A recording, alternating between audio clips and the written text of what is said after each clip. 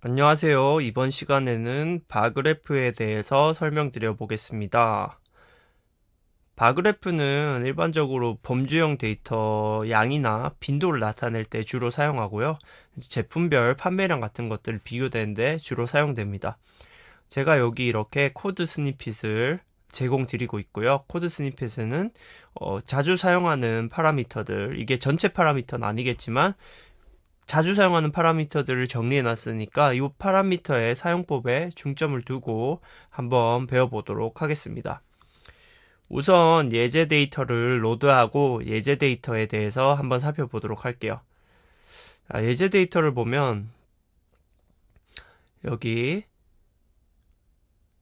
뭐 판매량을 집계한 데이터인 것 같죠?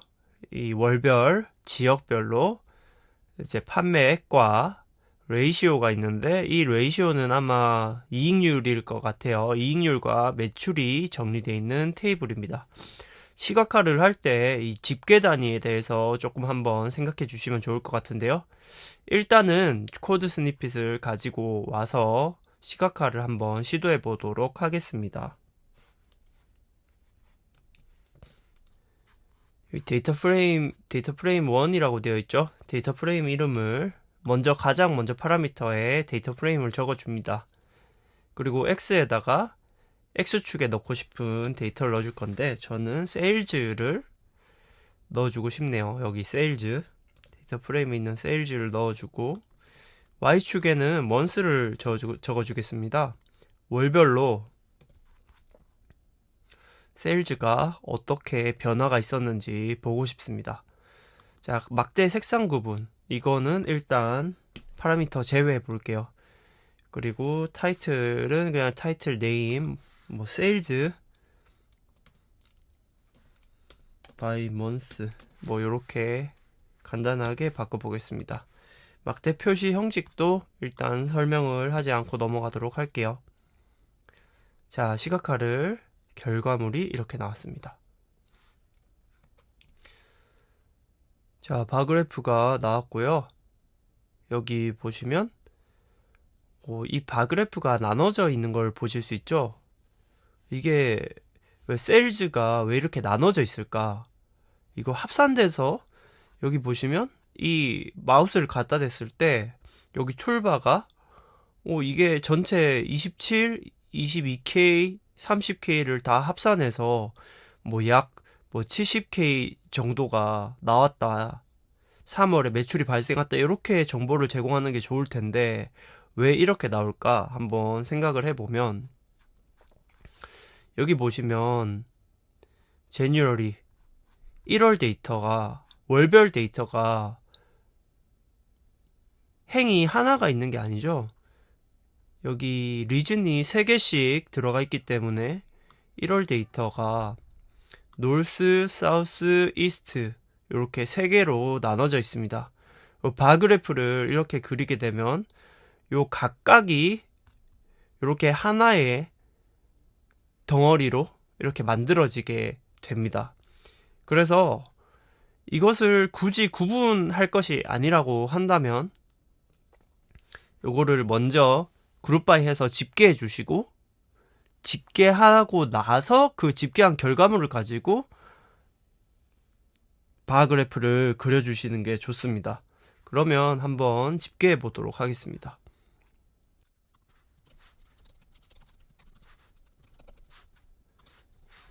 먼스별로 세일즈 집계해서 시각화를 한번 해볼게요.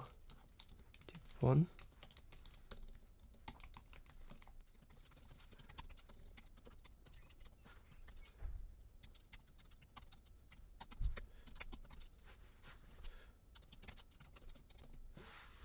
이렇게 하고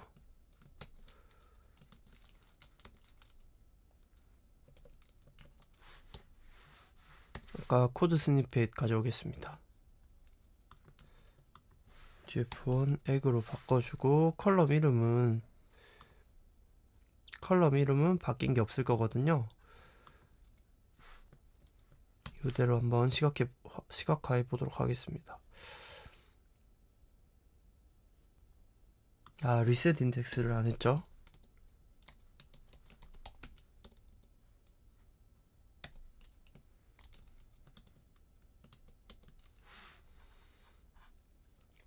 여기 보시면 저희가 원하는 대로 합산된 결과값이 이렇게 나타나지는 것을 알 수 있습니다. 근데 의도에 따라서는 이것을 구분해서 보여주고 싶을 수도 있잖아요. 그래서 다시 위로 가서 요거를 구분하는 방법에 대해서 알아볼게요. 아니 나는 근데 이 3월의 전체를 아는 것은 여기 이 X축에 눈금을 보고서 충분해. 그런데 나는 리즌별로 구분을 지어서 보고 싶어 라고 했을 때 컬럼에다가 이 리즌 컬럼을 넣어주면 리즌에 있는 밸류별로 색깔을 구분해서 보여주게 되거든요.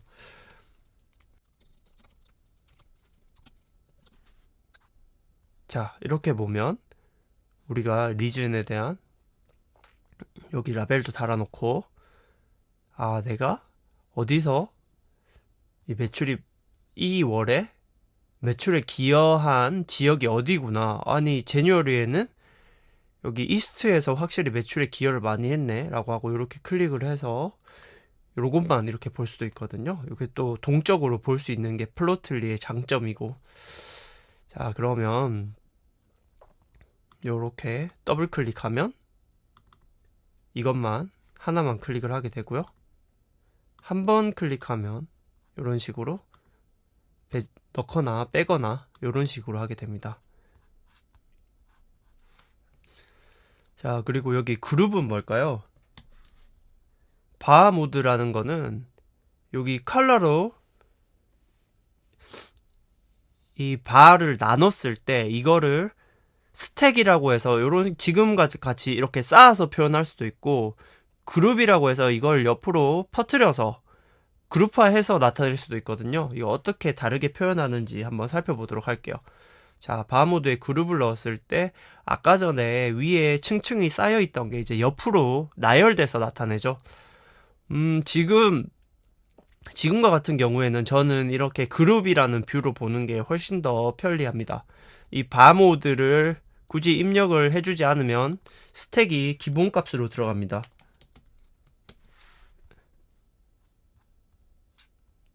이렇게 스택이 기본값으로 들어가고,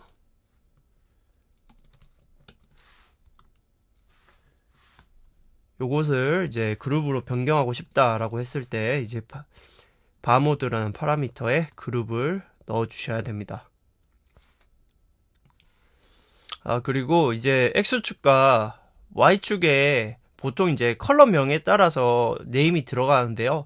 혹시라도 이 네이밍에 설명을 추가한다거나 뭐 바꾸고 싶다거나 할 때 요렇게 요 fig.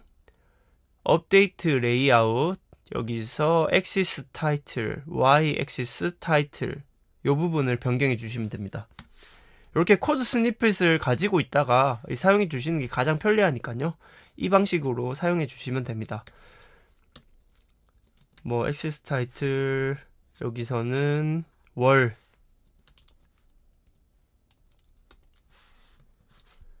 y axis 타이틀 매출,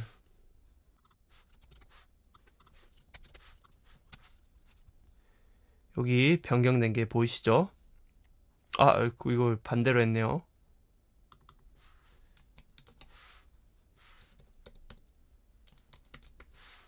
매출, 월.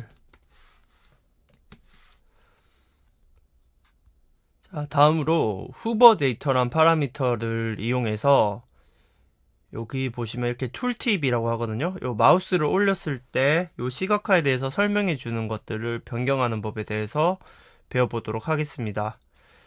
툴팁을 배워보기 위해서 위에 있는 거 그대로 가지고 올게요.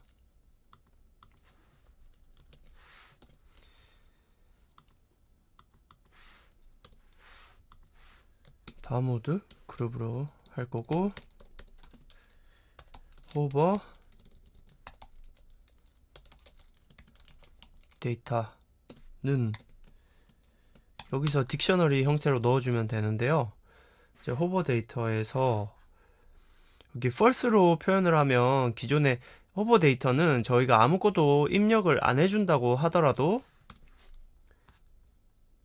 여기 값이 나오거든요. X축, Y축, 그리고 컬럼에 컬러에 지정을 한 것들은 자동으로 값이 나오도록 되어 있어요.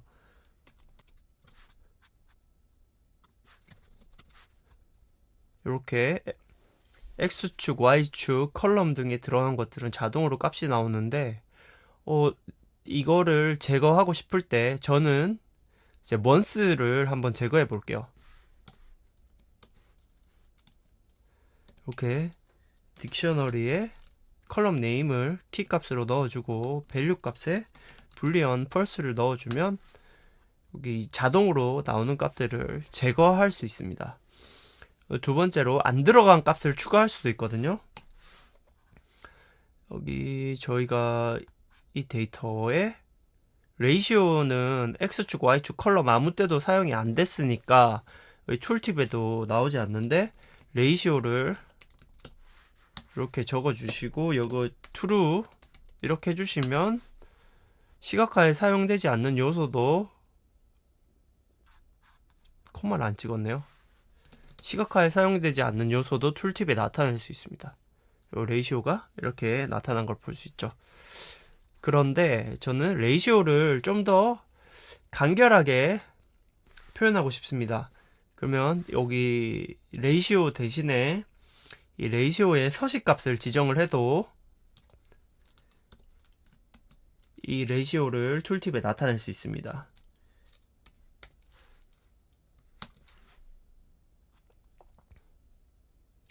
이렇게 레이시오가 여기서 약간 소수점 두째 자리만 나타내 달라 라는 게 요 서식이니까 요 서식도 잘 활용해 주시면 좋을 것 같습니다. 그리고 세일즈도 지금 자동으로 나타나고 있는데요. 세일즈 세일즈도 서식을 이렇게 변경을 해줄 수가 있거든요. 변경을 해줄 때는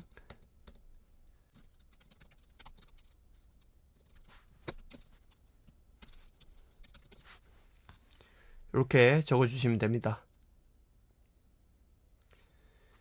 요 es 이렇게 콜론.es 요렇게 적어주시면 밀리언 그리고 다우전드 단위로 mk와 같이 이렇게 약어로 나타내는 방식입니다.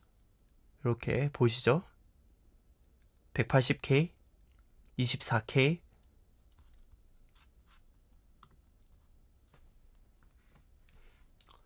자, 다음으로 연습 문제 한번 풀어보도록 하겠습니다. 네, 문제를 보겠습니다. X축에는 월, Y축에는 매출, 합계를 보고 이제 지역별 구분이 필요하다고 하네요. 일단 첫 번째 추가 도전 과제 위쪽까지 풀어보도록 하고요. 주어진 데이터에 대해서 한번 살펴보도록 할게요. 아까 전에 저희가 받은 데이터와 거의 유사하죠. 프로핏 레이시오가 아니라 프로핏으로 들어가 있다는 차이점만 있을 뿐입니다. 그런데 이걸 그대로 한번 시각화해 보도록 할게요. 제가 요구사항을 그대로 하는 거 별로 어렵지 않죠.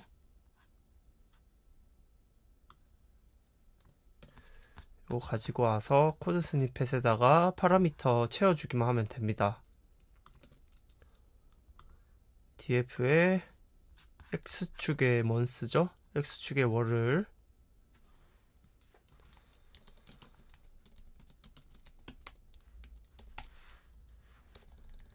y축의 세일즈를 컬러에 리즌을 넣어주고 바모드를 그룹으로 제목을 설정해 줄게요.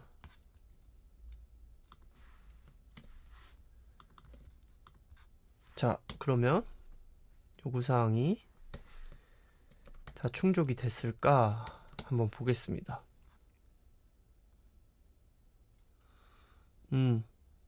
일단 얼추 맞게 답이 나온 것 같아요. 답이 나온 것 같은데 이거 보시면 이 그룹들이 나눠져 있죠. 이거 아직 집계가 내가 시각하고자 하는 단위보다 집계가 충분히 돼 있지 않구나. 그러면 한번 이거 어떤 단위로 집계를 해야 되는지 한번 살펴보도록 하겠습니다. 지금 저 데이터가 얼마나 세분화되어 있는지 알기 위해서 그룹 바이를 한번 해서 확인해 볼게요. 그룹 바이를 해서 우리가 시각화로 나누고 싶은 단위가 먼스랑 리즌이죠.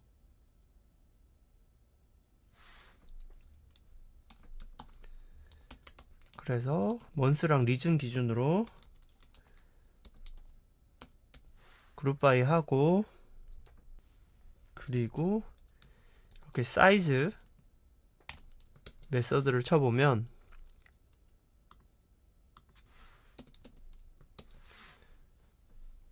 이렇게 하면 이게 뭐냐면 그룹 바이 한 단위별로 행이 몇 개 있어 라는 걸 보여주거든요. 저희가 그룹 바이 하고자 하는 단위에서 여러 개의 행이 있다면 그것에 대한 세일즈 값들을 합산을 해서 가지고 와서 그거를 바 그래프로 보여주는 게 목표인데, 예를 들면 에이프릴 이스트에 이게 행이 두 개가 있기 때문에 아마 이 바가 두 개로 나눠져서 보일 거예요. 에이프릴 이스트가 이렇게 세일즈 317과 798이 요 두 개로 나눠져 있으니까 요거를 합산해서 보여주도록 할게요. 우리가 원하는 단위로 그룹 바이 해보도록 하겠습니다.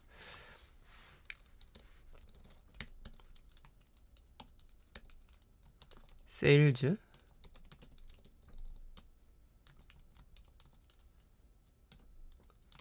썸,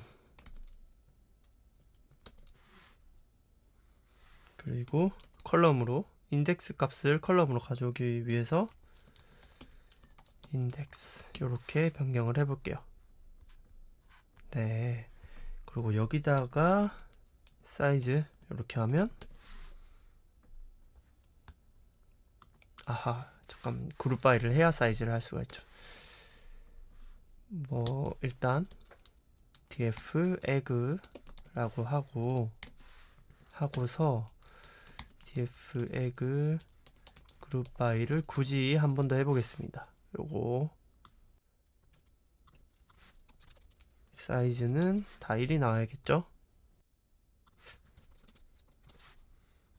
네, 그러면 저희가 이걸 정의를 했으니까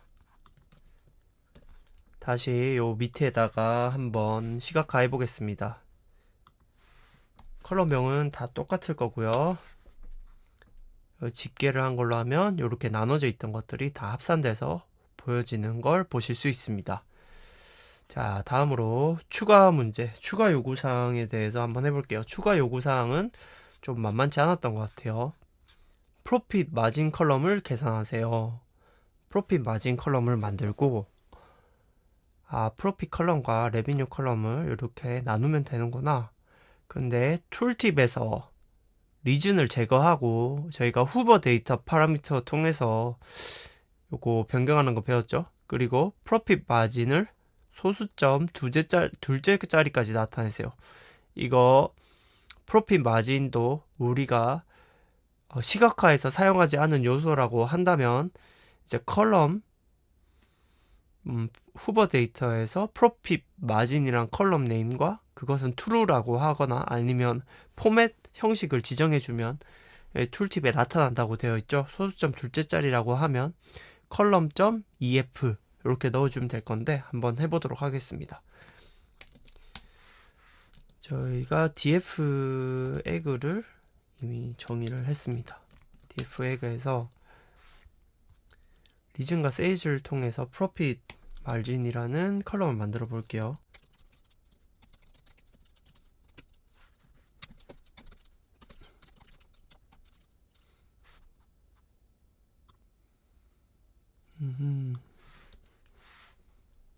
네, 아까 집계한 거를 그대로 쓸 수는 없겠네요. 왜냐하면 저희가 집계할 때 이 프로핏을 집계를 해오지 않았으니까 집계 자체도 다시 한번 해보겠습니다. df 프로핏과 세일즈 모두 집계를 해야 되죠. 이렇게 하면 저희가 두 개의 컬럼을 대상으로 집계를 하려고 하면 이제 에그라는 거 사용을 했어야 되죠. 기억나시나요? 요거 하는 법 한번 보여드리겠습니다.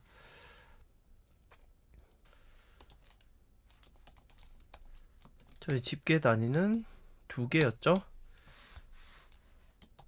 먼스와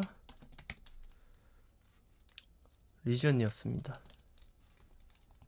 리전 집계를 하고, 집계를 할 때 이제 프로핏과 세일즈 모두 각각을 집계하기 위해서 에그 메서드를 사용을 했고, 컬럼 이름 세일즈, 썸은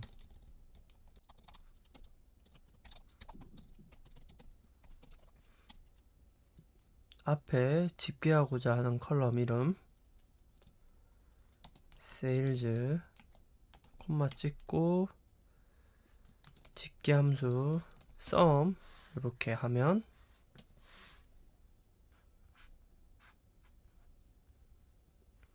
우리가 원하는 형태로 집계가 된 걸 볼 수 있죠. 여기서 reset index를 해서 컬럼명을 살려줄 거고, 이런 형태로 하나를 더 적어 보도록 하겠습니다. profit sum도 적어야겠죠?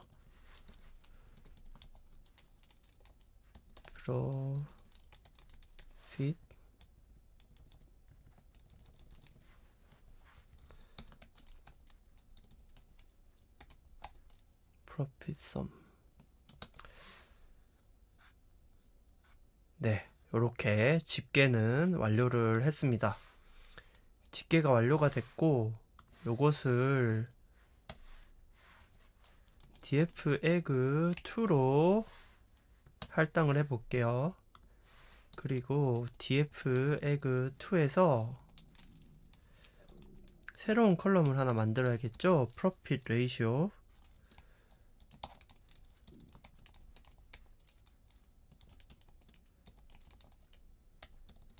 profit ratio는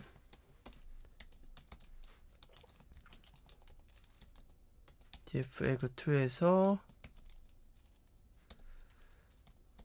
profit sum과 dfEgg2의 sales sum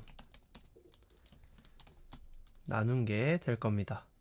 이렇게 해서 dfEgg2에서 어떤 값이 나오나 한번 보겠습니다. 네, 새로운 컬럼이 잘 생성이 되었습니다. 그럼 요걸 가지고 저희가 시각화를 한번 해볼게요. 위에 요거 그대로 가지고 오면 될 것 같아요. 요걸 가지고 와서 집계 단위는 아까 egg2와 문제가 없죠. month sales, month region. sales가 없고 sales sum이 있구나. sales sum 이렇게 변경해 보면, 네, 아까와 동일한 시각화가 됐는데요. 여기서 우리가 툴팁에 넣어주기 위해서 profit profit ratio를 계산을 했죠. 그걸 한번 넣어 보겠습니다. 후보 데이터는 딕셔너리 형태로 만들어주고, profit ratio true 해보면 profit ratio가 들어간 걸 볼 수 있어요. 근데 profit ratio가 포매팅 되지 않아서 들어갔죠. 그래서 포맷에 대해서 여기 적어주시면, 이렇게 적어주시면 소수점 둘째 자리까지 예쁘게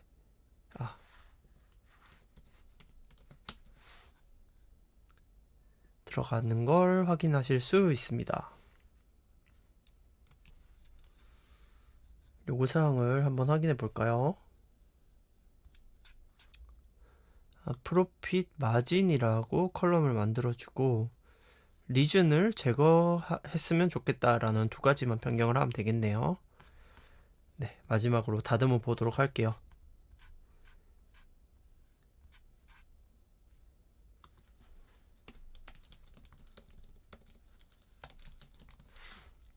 코드에서 너무 기니까 좀 짧게 해주고 이름을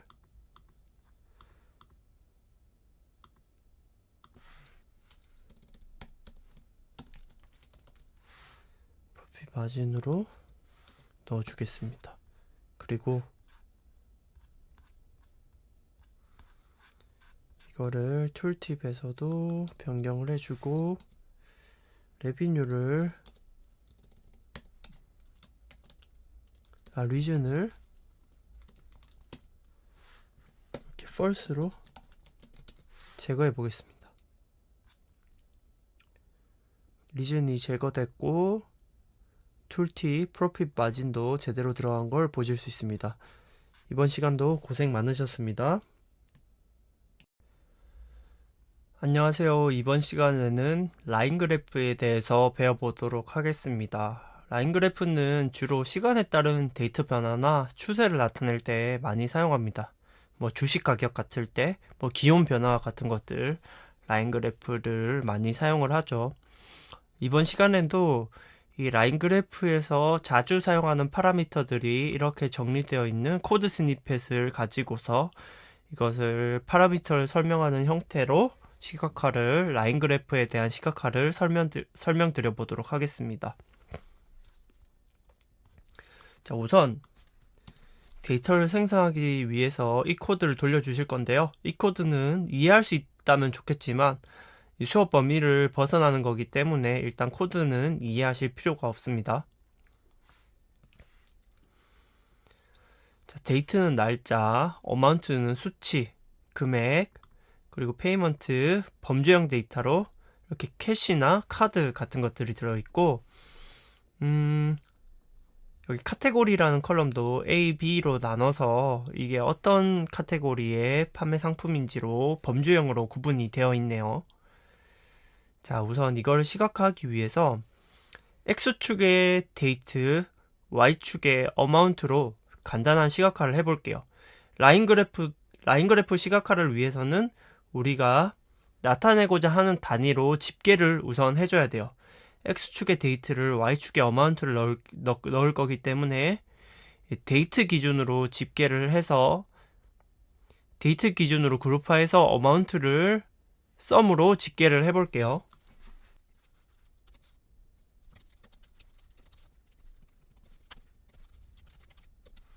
여기서 좀 헷갈리시는 분들이 있을 것 같은데 by 뒤에 어떨 때는 대괄호를 넣을 때도 있고 어떨 때는 그냥 이제 컬럼 네임을 넣을 때도 있죠. 이 컬럼 네임 하나를 넣을 때는 그냥 컬럼 네임을 넣으면 되는데 하나 이상을 넣을 때는 리스트이기 때문에 대괄호를 넣어줘야 됩니다. 자, 이렇게 하고 컬럼을 선택을 하고요. 어마운트 그리고 집계 함수 선택해 보겠습니다. 집계가 되었고 reset index 해서 이거를 df egg1에 할당을 하고요. 이걸 가지고 시각화를 한번 해보겠습니다. 코드 스니펫 그대로 가지고 올게요.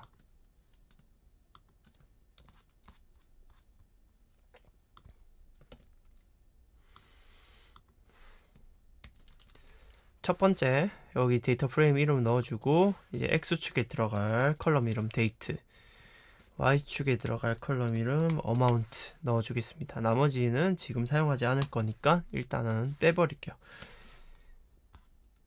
그리고 시각화를 했는데 egg1으로 넣었군요. egg1. 네, 이렇게 하면 우리가 원하는 형태의 시각화가 되어서 이제 어마운트에 대한 추세를, 날짜별 추세를 쉽게 한눈에 파악할 수가 있었습니다.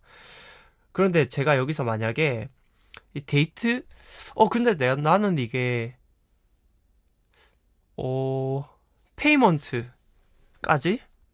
페이먼트에 따른 이 어마운트의 추세 차이를 보고 싶다라고 했을 때 아까 전 컬러를 이용해서 각 선의 색상을 구분해서 두 가지 이 캐시 라인과 카드 라인을 이렇게 만들어주면 되거든요. 그걸 한번 해보겠습니다. 일단 저희가 나타내고자 하는 거가 더 세분화된 그룹이 필요하니까 그룹 바이를 추가적으로 좀 진행을 해야 되겠죠.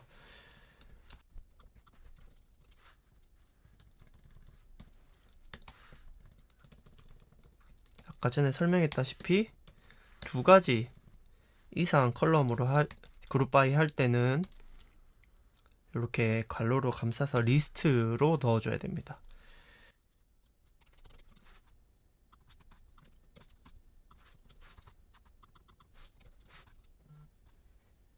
요거 저희가 추가적으로 집계를 더 했는데 그걸로 이제 차원을 나눠주지 않으니까 이 시각화가 다 깨졌죠. 여기에 이제 컬러로 이제 페이먼트를 나눠주도록 할게요.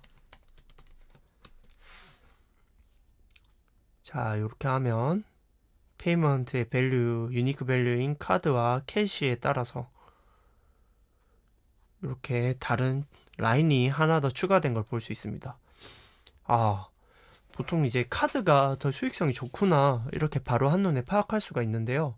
여기서 추가로 우리가 DF에 가지고 있었던 카테고리별로도 나눠보고 싶을 때 여기서 어떻게 시각화를 해야 되지?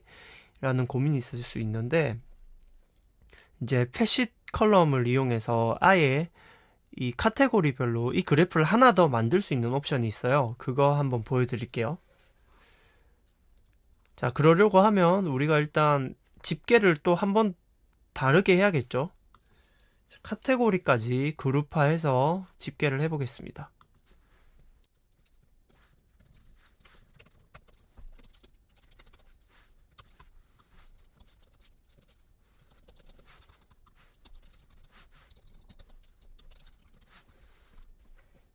자, 그러면 데이트, 페이먼트, 카테고리 단위까지 집계가 되었어요. 근데 아까 전과 동일한 시각화를 하면 이 라인 그래프가 깨지겠죠? 한번 일단 해볼게요. 여기 보시면 같은 날에 이 두 개가 들어가 있습니다. 그래서 시각화가 이렇게 삐쭉삐쭉삐쭉하게 되는 건데 그게 뭐냐면 이제 카테고리로 나눠져 있기 때문인데요. 이제 후보 데이터의 카테고리 확인해서 이게 뭐가 잘못됐는지 한번 확인해 볼게요.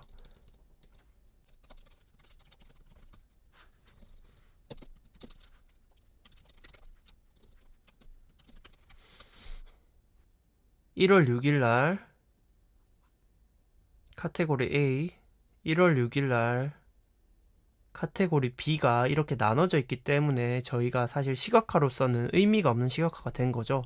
저희는 이 카테고리를 또 다른 차원으로서 나눠주기 위해서 facet column이라는 파라미터를 써보도록 하겠습니다.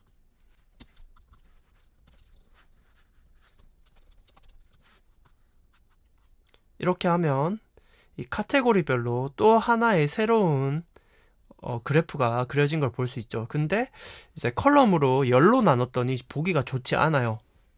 행으로 나눠보도록 할게요. 그러면 facet row를 하면 됩니다.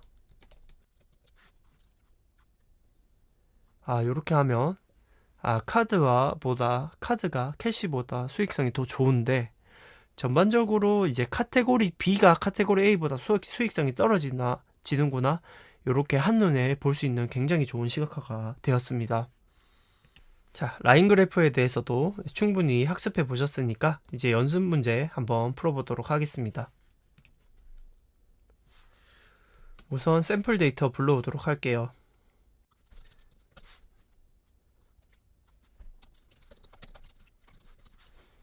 택시에서 사람을 태운 시간, 내려준 시간, 승객 수, 거리 이런 것들이 기록되어 있는 데이터인 것 같습니다.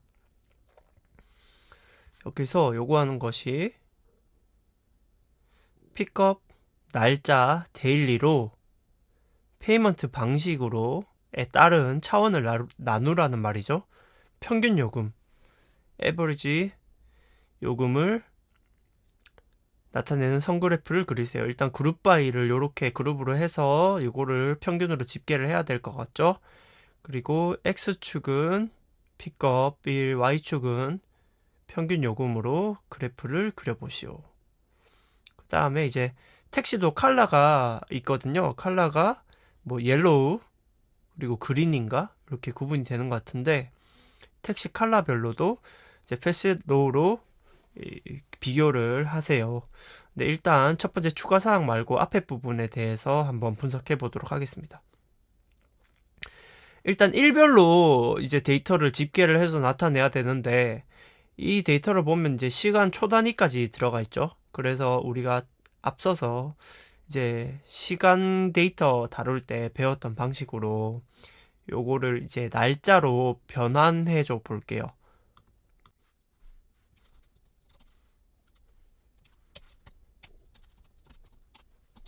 픽업에 DT 서랍에서 데이트 이렇게 가지고 오면 네, 시간까지 나타내 있던 것들을 이제 데이트 단위로 변경을 시켜줍니다. 그럼 이거를 컬럼으로 넣어 볼게요. df는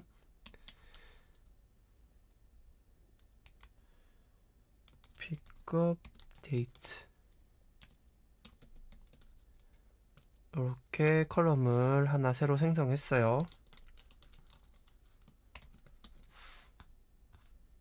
뒤에 컬럼이 잘 생성이 된 걸 볼 수 있습니다. 그리고 우리가 위에서 요구했던 게 이제 픽업 1과 1단위의 픽업과 이제 페이먼트 방식에 따른 평균 요금을 계산해라. 그러면 그룹 바이를 한번 해보는데 페이먼트와 픽업 데이트 기준으로 그룹 바이를 하면 되겠죠. 2개 이상이니까 리스트로 적어주고 페이먼트 그리고 점 픽업 데이트 기준으로 그리고 토탈 컬럼을 가지고 썸이 아니라 민 집계를 해볼게요. 우리가 원하는 대로 집계가 됐고 이 컬럼 살리기 위해서 리셋 인덱스 해보겠습니다. 요거를 이제 df egg1이라는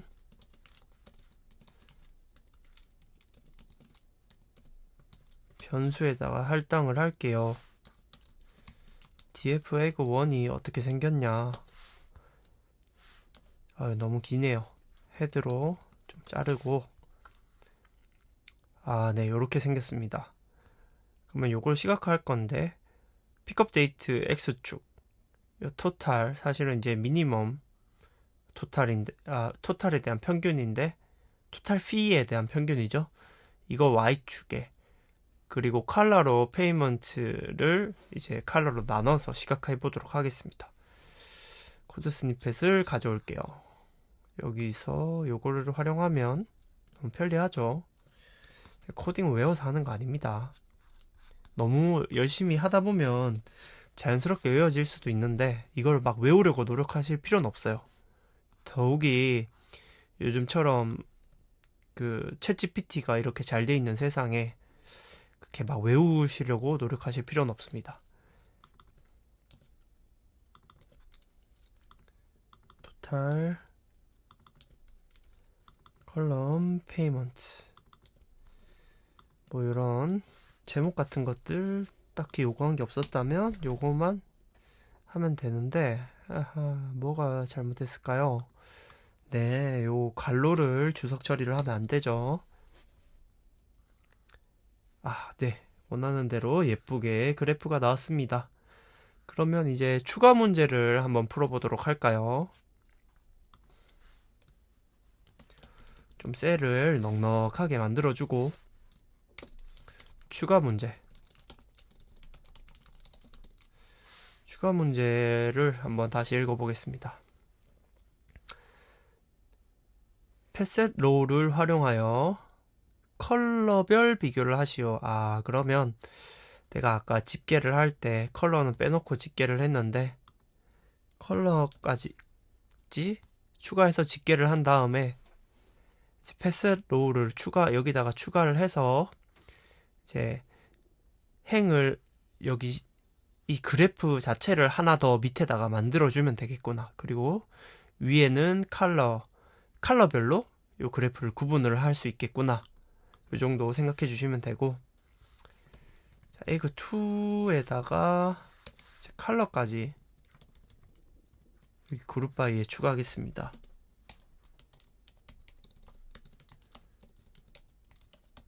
컬러 여기까지는 쉽죠. 컬러하고 위에 시각화 했던 게 있으니까 여기 펫셋 데이터 프레임만 바꿔주고, 그리고 여기 요것만 추가해주면 되죠. 컬러. 그런데 나는 로우에 추가해줄래.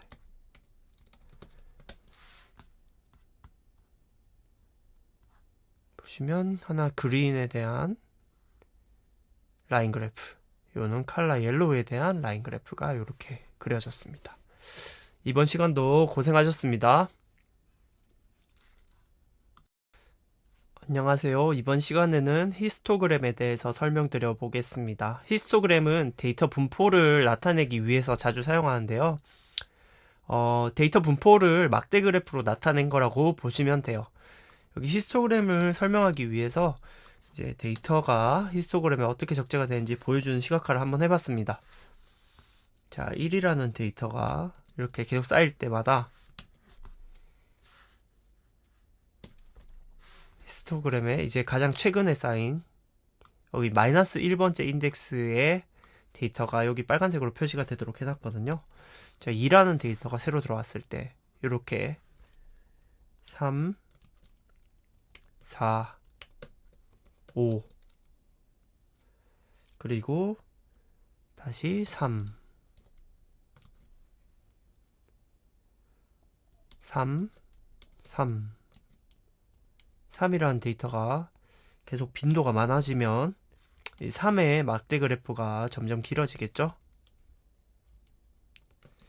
그리고 20이라는 큰 데이터가 갑자기 들어오게 되면 이렇게 아웃라이어로 표현이 됩니다. 20, 30 이런 식으로. 그리고 다시 4, 5와 같이 일반적인 수준의 데이터를 이렇게 하나씩 쌓아주면 3, 4, 2, 또 4 이런 식으로 이 3 모양으로 그려져 있는 그래프를 보통 이제 정규분포 형태의 그래프라고 하죠. 이 평균에 가까이 가장 많이 분포하고 평균에 멀어질수록 이제 빈도가 낮아지는 걸 정규분포 형태의 데이터라고 합니다. 그러면 코드 스니핏을 이용해서 우리가 히스토그램을 시각화하는 방법에 대해서 배워보도록 할게요. 우선 시각화를 위한 데이터를 불러오도록 하겠습니다. 시본에서 아이리스 데이터를 불러와 볼게요.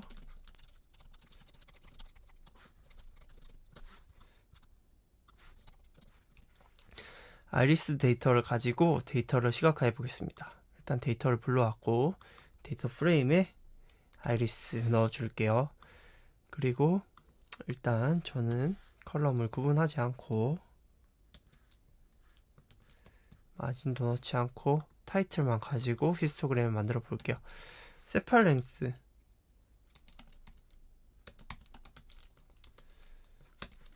대한 분포를 그려보면 이렇게 정규 분포를 그리는 히스토그램을 보실 수 있습니다.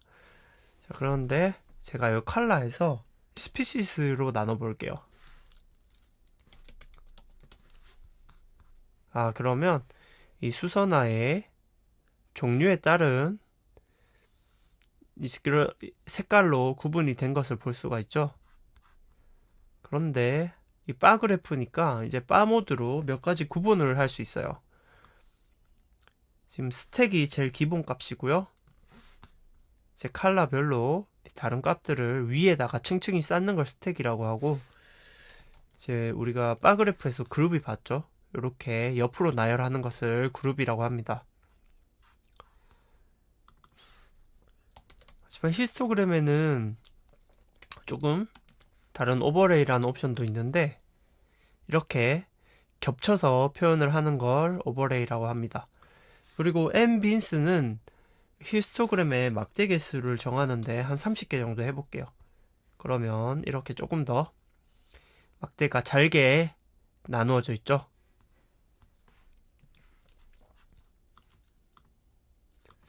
그리고 마지널 러그라는 이 파라미터를 사용하면 이렇게 위에 또 컬러별로 이 분포를 볼 수 있는 추가적인 그래프가, 이 러그 그래프가 만들어집니다. 다음으로 그래프의 라인과 어노테이션 같은 것들을, 그리고 스팬 같은 것들을 추가하는 법에 대해서 배워보도록 하겠습니다. 일단 다시 히스토그램을 한번 다시 만들어 볼게요.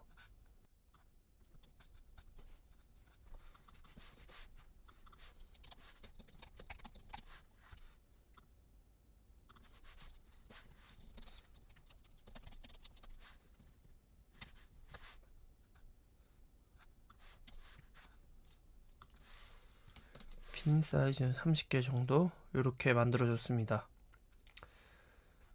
여기다가 가로선, 세로선 한번 추가해 볼게요. 세로선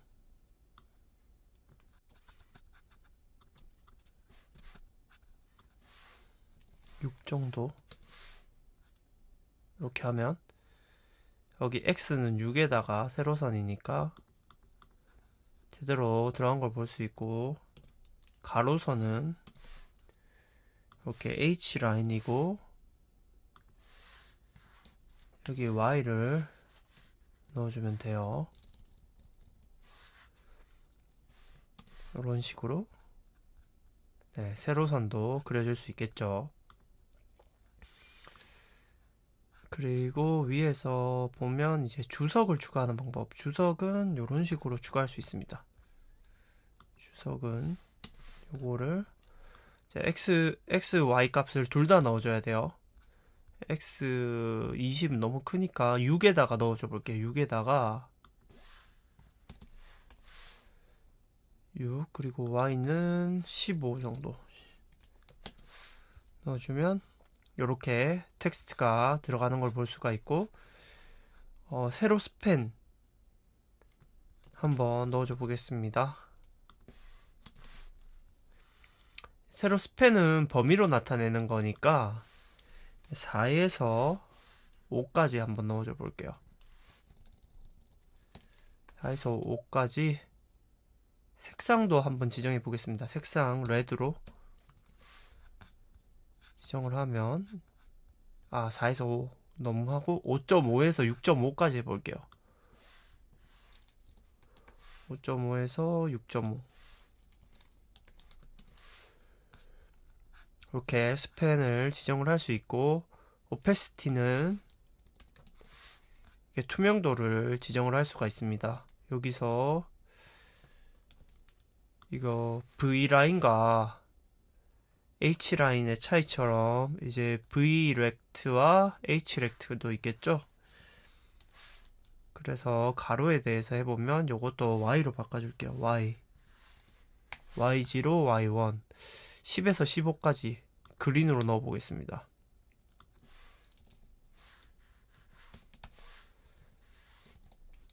15까지 그린,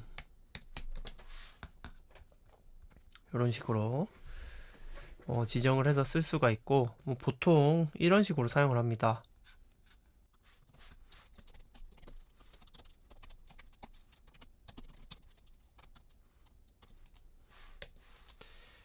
아이리스, 세팔, 랭드 요렇게 히스토그램을 그릴 수 있겠죠. 피그 쇼 해줘야 이게 피그에 정의되어 있던 변수가 시각화로 나타납니다. 여기서 이거 너무 크니까 하이트는 한 700, 와이드는 한 1000, 이 정도로 조정. 너무 크네요 여전히.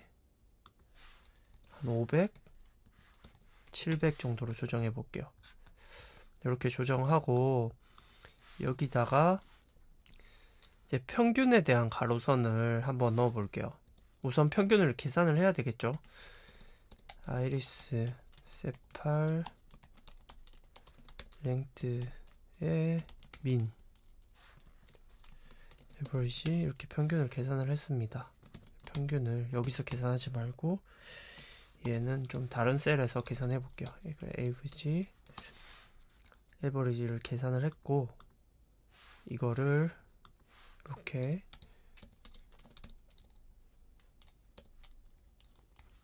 피그 헤드 V라인 이렇게 해서 넣어주겠습니다. 그러면 X V라인은 X를 넣어줘야 되죠. X 값은 에버리지다. 이렇게 한번 표현을 해보겠습니다. 그리고 이 X 값에 대한 어노테이션을 넣고 싶어요. 그러면 add 어노테이션 n이 두 개 들어가야 되죠. 어노테이션 x는 average 그리고 y는 적절하게 30 정도로 넣어줘 볼게요. 그리고 텍스트에다가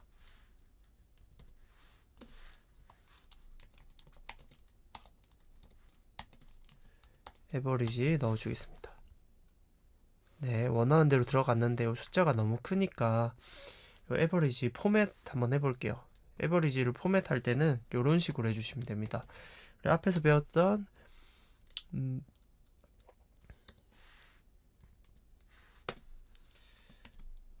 .ef 요거를 사용해 주면 되는데 이거를 어떻게 넣어야 포맷이 되는지에 대해서 설명드릴게요. 평균 우선 우리가 나타내고 싶은 거를 이렇게 감싸고 이거를 중괄호로 포맷 서식을 감싸줍니다. 그렇게 한 다음에 포맷 에버리지 넣어주면 여기 에버리지 값이 여기 중괄호 안으로 들어가고 중괄호 안에 포맷 형식을 따라서 들어가게 되거든요. 이렇게 적어주면 이렇게 포맷에 맞춰서 들어가게 됩니다.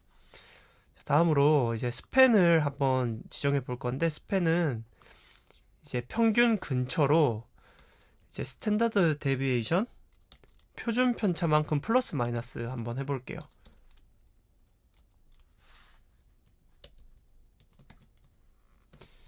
그래서 표준 편차에 대한 변수를 만들어 줄게요.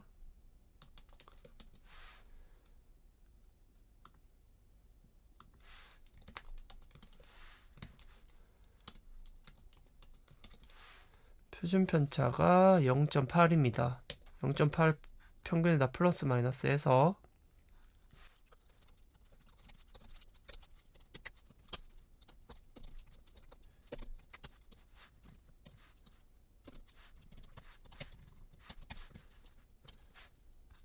이렇게 적어주면 되는데 컬러 안 넣으니까 좀 이상하죠. 컬러 넣어주고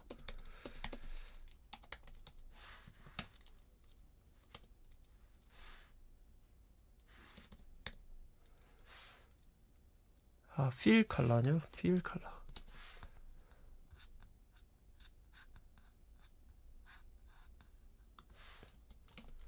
투명도를 이렇게 넣어주겠습니다. 이렇게 하면 이제 평균과 뭐 표준 편차도 되게 효과적으로 이 통계적인 내용을 시각화할 수 있게 되었습니다. 그러면 이제 연습 문제 한번 풀어보겠습니다. 연습 문제. 자, 또 아이리스 데이터를 사용할 건데요. 여기 굳이 포르프를 사용해서 이제 스피시스별로 히스토그램을 생성하라 라고 되어 있네요.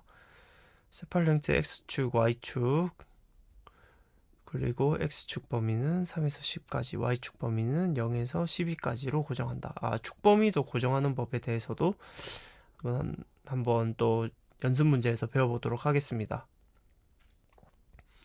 각 히스토그램에는 평균 값을 나타내는 세로선, 그리고 주석을 넣고 세로 스팬을 넣어야 된다. 요렇게 되게 복잡한 걸 하니까 이것에 대한 포르프로 이거를 반복해서 만들어내는 것들을 이제 변수를 지정해서 하도록 되어 있네요.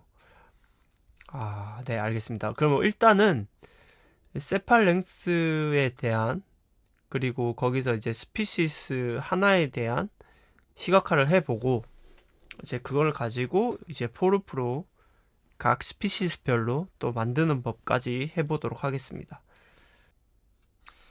네, 일단은 요거 참고해서 만들어 볼게요. 여기서 아이리스 데이터 프레임 전체를 사용했지만 일단 저희는 요 아이리스 데이터 프레임을 변경하는 게 필요하죠. 필터링, 스피시스별로 필터링 하는 게 필요하죠. 요것도 마찬가지고요. 요거 일단 가져와 볼게요. 이거 필요 없고 돌리고 위에서 아이리스 필터드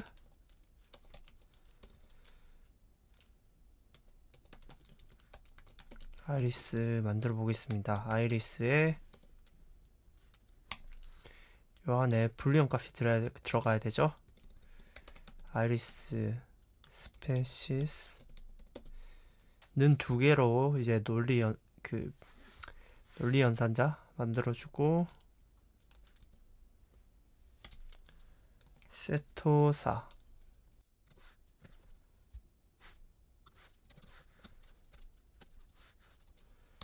필터 잘 됐는지 보겠습니다. 네, 세토사 유니크로 봐도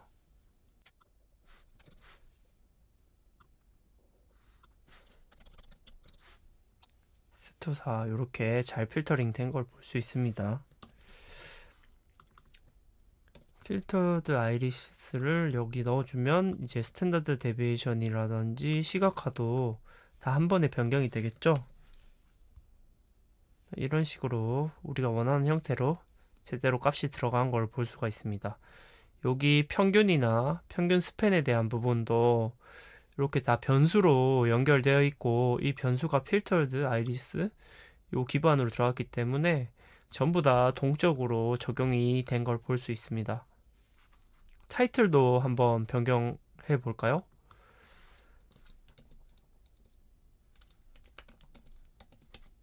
F 스트링으로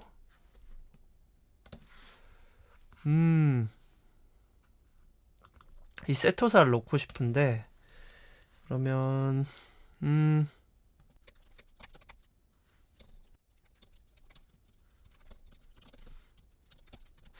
이런 식으로 해서 변수로 이렇게 넣어줄 수도 있겠죠. 여기다가 필터링 값을 변수로 넣어주고 나면 이거를 그대로 가지고 와서 여기다가도 넣어줄 수 있습니다.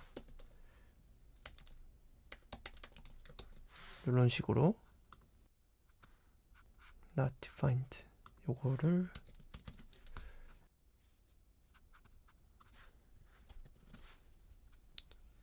이런 식으로 변경을 해줄 수가 있죠. 자, 근데 이거를 포르프로 돌려야 되니까 포르프로 돌리는 거에 대해서 한번 해보도록 하겠습니다. 저희가 포르프를 적용하려고 하면 여기 아이리스 네임만 뭐 세토사 버지니카 이렇게 순서대로 바꿔서 넣어주면 되겠죠. 그럼 포르프로 어떻게 할 수 있는지에 대해서 한번 고민해 보겠습니다. 여기서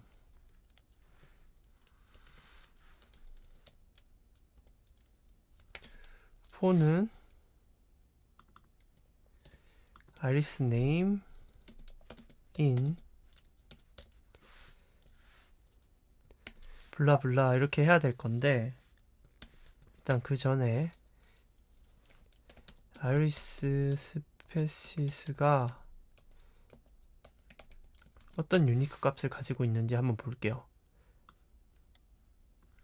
여기 array로 이렇게 밸류가 3개 들어가 있는데, 이게 시리즈 라이크, 그러니까 리스트랑 동일한 형태거든요. 그래서 이거를 포르프 인에다가 넣어줬을 때 요 아이템들도 순회를 하면서 이게 변수에다 할당을 해주니까 요거를 바로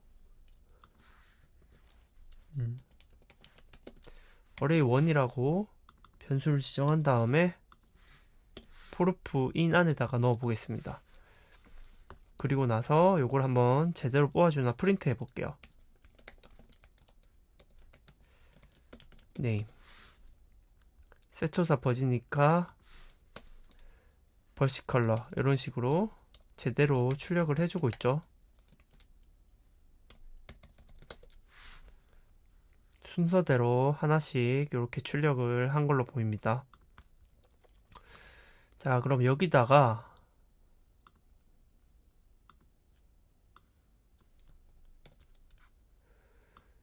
요거를 그대로 넣어주면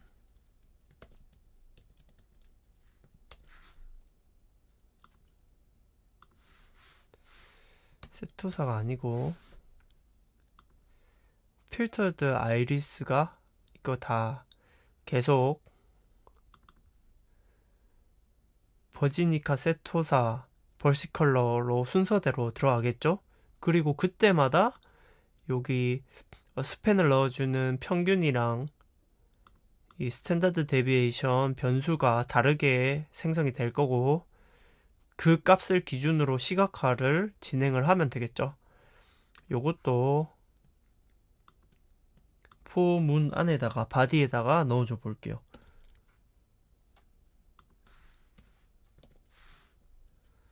이렇게 놓고 여기 들여쓰기 적절하게 해줍니다. 그렇게 하고 포문을 돌리면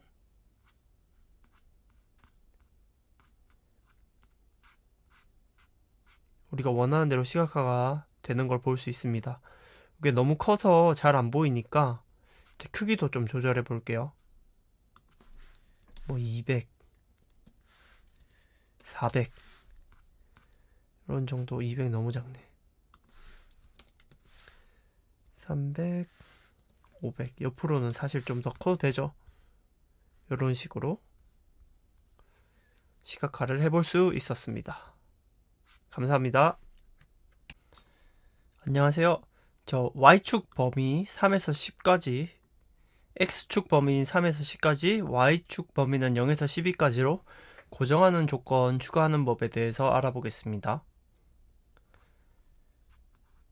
저희가 이미 forloop에다가 함수를 적어줬는데 X축과 Y축이 이렇게 계속 변동되다 보니까 스피시스 간의 비교가 더 어려워지는 점이 있어서 Y축과 X축 고정하는 법에 대해 배워보겠습니다.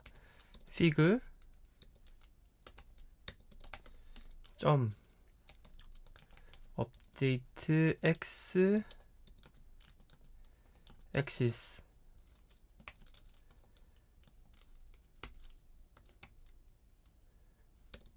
range 리스트로 3에서 10까지 고정하고,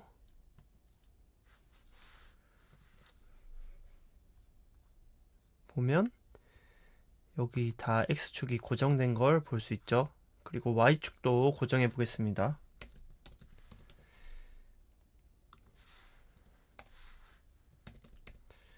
Y축은 0에서 12까지 이렇게 고정해 보도록 하겠습니다.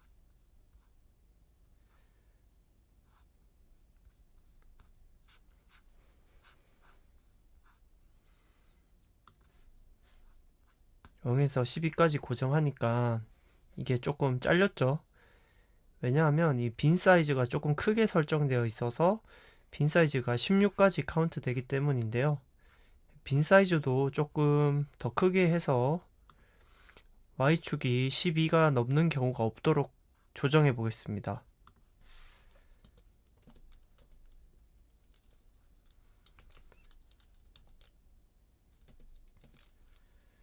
앰비언스는 20. 이런 식으로 조정하면 그래프가 굉장히 예쁘게 그려진 걸 볼 수 있습니다. 수고하셨습니다.